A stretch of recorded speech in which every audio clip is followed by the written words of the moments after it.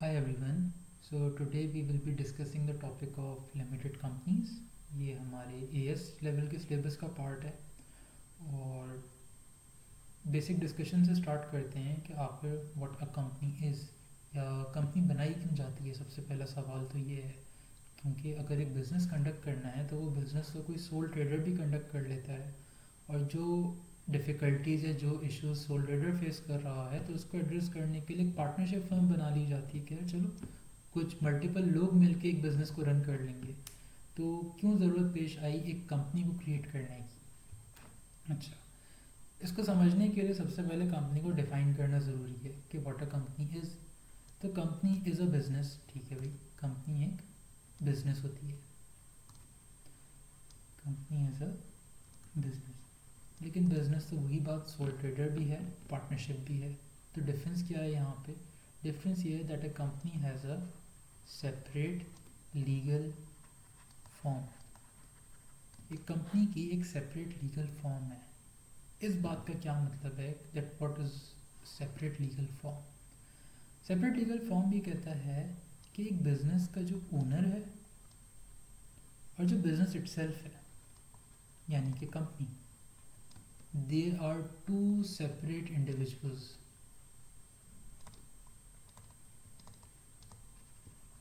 अच्छा, two separate individuals का क्या मतलब है कि एक कंट्री के लॉ के हिसाब से the owner and the business are two separate person. Owner की एक अपनी आइडेंटिटी है उस कंट्री के अंदर और जो बिज़नेस है उसकी एक अपनी आइडेंटिटी है। ओनर का अपना CNIC नंबर होगा, जो बिज़नेस है उसका अपना रजिस्ट्रेशन नंबर होगा। ओनर हर साल अपने पर्सनल एसेट्स या अपनी पर्सनल इनकम के ऊपर टैक्स रिटर्न और वेल्थ स्टेटमेंट बना रहा होगा। इसी तरह जो बिज़नेस है वो अपना टैक्स रिटर्न फाइल कर रहा होगा। सिमिलरली ओनर का अपना कोई रजिस्टर्ड एड्रेस होगा जिसके CNIC के ऊपर आ रहा होगा और जो बिज़नेस है उसका भी अपना एक अलग रजिस्टर्ड एड्रेस होगा जो कि जब वो कंपनी क्रिएट की जाएगी तो बताया जाएगा that this is the registered office for the business. तो under the eyes of the law एक कंपनी का के जो ओनर्स हैं और वो जो कंपनी का बिजनेस है they are two separate person. अच्छा, टू सेपरेट पर्सन का मतलब फिर ये हुआ कि जो बिजनेस है, कंपनी है, उसके अपने एसेट्स होंगे। इसी तरह उस कंपनी की अपनी लाइबिलिटीज़ होंगी। यानी कि जो कंपनी के एसेट्स हैं वो ओनर के अपने एसेट्स नहीं हैं, they are the assets of the company. और इसी तरह कंपनी अगर कोई लोन लेती है, कोई लाइबिलिटी इनकर करती है, तो वो जो लाइबिलिटीज़ हैं वो भी कंपनी की लाइबिलिटीज़ हैं, ओनर की लाइबिलिटी नहीं है। तो यहीं से दूसरा फीचर निकल के आता है कंपनी का, वो ये है कि कंपनी के अंदर जो कि ओनर की लाइबिलिटी है वो लिमिटेड होती है। इसका मतलब क्या हुआ? इसका मतलब ये हुआ, इसको हम एक एग्जांपल से समझते हैं कि एक सोल ट्रेडर का बिजनेस है। तो एक सोल ट्रेडर कभी कोई बैंक से जाके लोन ले और कल को उसके बिजनेस में इतने पैसे ना हो, इतने एसेट्स ना हो कि वो उसको डिस्पोज ऑफ करके उस लोन को सेटल कर सके। तो बैंक लीगली ये काम कर सकता है कि उस ओनर के पर्सनल एसेट्स को डिस्पोज ऑफ करवाए। उस ओनर का जो अपना घर है, कोई और उसकी ज़मीन है, कोई दूसरा उसका बिजनेस है, उस बिजनेस के एसेट्स को डिस्पोज ऑफ करवा के अपनी लाइबिलिटी को सेटल करवाए। But when it comes to a limited company के अंदर जो ओनर की लाइबिलिटी है वो एक अमाउंट पे फिक्स होती है। वो अमाउंट टिपिकली होता है, it is the amount invested by the owner. वो जो ओनर ने जो अमाउंट इन्वेस्ट किया होता है उस हद तक ही उसकी लाइबिलिटी होती है। इसको थोड़ा सा इस तरह एक्सप्लेन करते हैं कि यार एक ओनर ने एक कंपनी के अंदर लेट से $100,000 इन्वेस्ट किए हैं। अच्छा, तो यानी कि उस कंपनी का जो कैपिटल हो गया, मान लेते हैं कि इट इज़ इक्वल्स टू $100,000। उसी बिजनेस ने मज़ीद कोई लोन भी इनकर किया और उसने बैंक से एक लोन लिया फॉर लेट से $200,000 का। अच्छा, अब कल को जब ये लोन हमें सेटल करना है तो बैंक में आज द कंपनी द मैनेजमेंट कि यार इसके लोन को सेटल किया जाए। अच्छा, तो at the time of settlement वो जो बैंक है वो उस कंपनी की मैनेजमेंट के पास जाएगा और लोन वापस मांगेगा।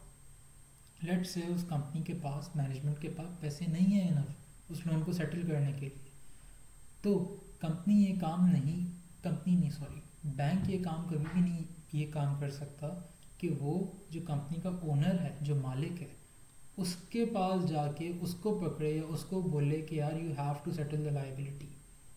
वो बैंक उस ओनर के पर्सनल एसेट्स को कोई और बिजनेस उसका हो, उसको कभी भी डिस्पोज ऑफ नहीं करवा सकता for the sake of settling the liability of the company.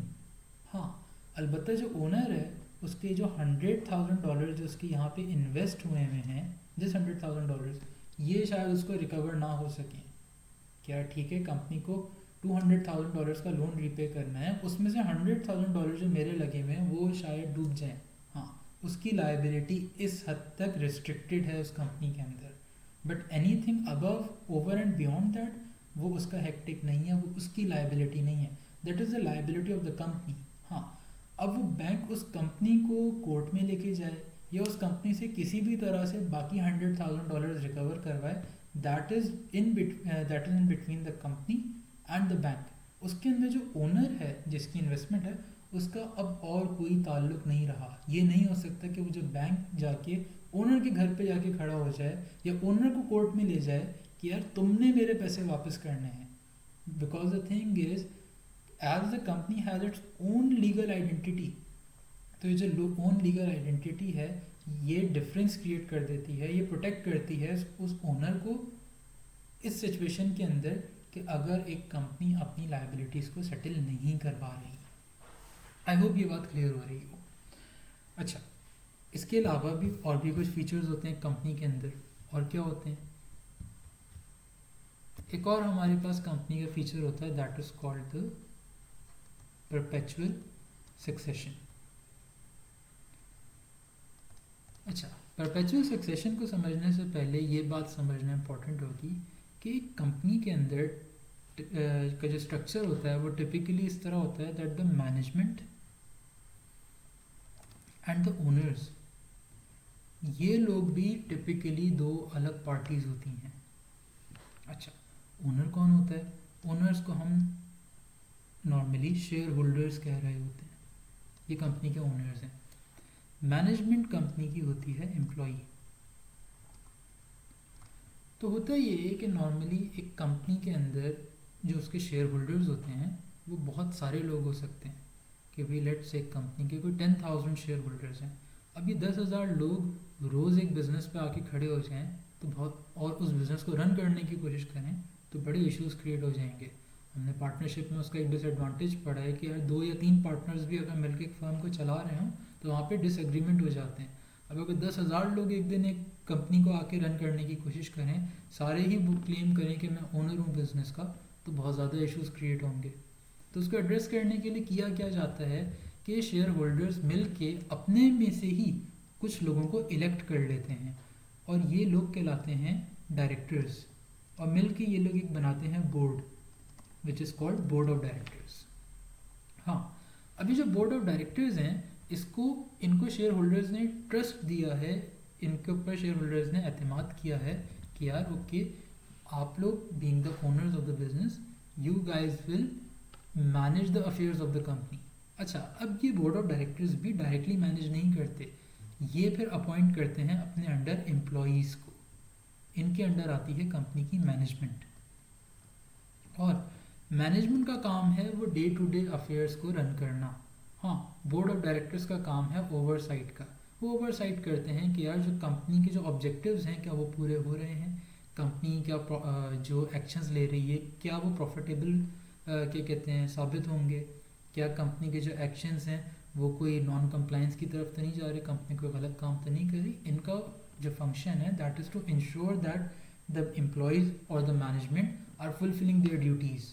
और बोर्ड ऑफ डायरेक्टर्स को ट्रस्ट किसने दिया है? वो तमाम शेयर होल्डर्स ने दिया है। तो लेट्स से 10,000 शेयर होल्डर्स ने मिलकर कोई 10 लोगों का बोर्ड इलेक्ट किया, और वो 10 लोगों के बोर्ड का जो बोर्ड है वो कोई 1000 या 500 या 600 एम्प्लॉयज़ को ओवरसी करते हैं to make sure that the affairs of the company are run smoothly. अच्छा, हम बात कर रहे थे परपेचुअल सक्सेशन की। परपेचुअल सक्सेशन ये बात करता है कि यार एक कंपनी के ओनर्स के चेंज होने की वजह से कंपनी के अफेयर्स के ऊपर कोई इम्पेक्ट नहीं पड़ता, that the affairs of the company are not affected, इनके ऊपर कोई इफेक्ट नहीं आया है। और वो रीज़न ही ये है यहाँ पे जो हम लोगों ने नीचे डिस्कस किया, क्योंकि कंपनी के जो एम्प्लॉयज़ हैं, जो मैनेजमेंट है और जो कंपनी के ओनर्स हैं, ये दो सेपरेट लोग हैं, ये दो सेपरेट पार्टीज़ हैं। तो अगर एक कंपनी का ओनर चेंज भी हो जाए, एक कंपनी का ओनर की डेथ भी हो जाए, या वो अपना क्या कहते हैं शेयर्स बेच के किसी और शख्स को दे दे, तो उससे कंपनी के जो डे टू डे अफेयर्स हैं, कंपनी जो अपना काम कर रही है, उसके ऊपर कोई इम्पेक्ट नहीं आता है। आई होप ये फीचर भी कंपनी का क्लियर हो रहा होगा। अच्छा, तो अगर नीचे समराइज़ करें हम तमाम फीचर्स को एक कंपनी के, तो हमने क्या क्या चीज़ें डिस्कस की हैं, इसको एक जगह पे जॉट डाउन करते हैं। सबसे पहला फीचर क्या है कंपनी का, वो ये है that a company has a separate legal form या फिर separate legal identity. Second feature क्या आ जाता है कंपनी का, कंपनी का ये आ जाता है दैट इज़ कि कंपनी के अंदर लिमिटेड लाइबिलिटी होती है। ठीक है, इसके अलावा ये है कि यार कंपनी जो है वो एसेट्स अपने नाम में ओन करती है, कंपनी के अपने एसेट्स होते हैं। सिमिलरली लाइबिलिटीज़ भी कंपनी की ही अपनी होती हैं, यानी कि ओनर्स की नहीं होती।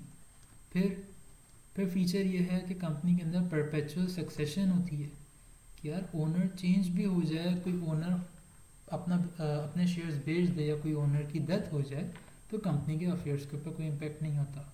अच्छा, क्योंकि कंपनी की एक लीगल फॉर्म है, तो एक और हमारे पास एक की फीचर आता है यहाँ पे, that is called that the company can be sued, या फिर company can sue others as well.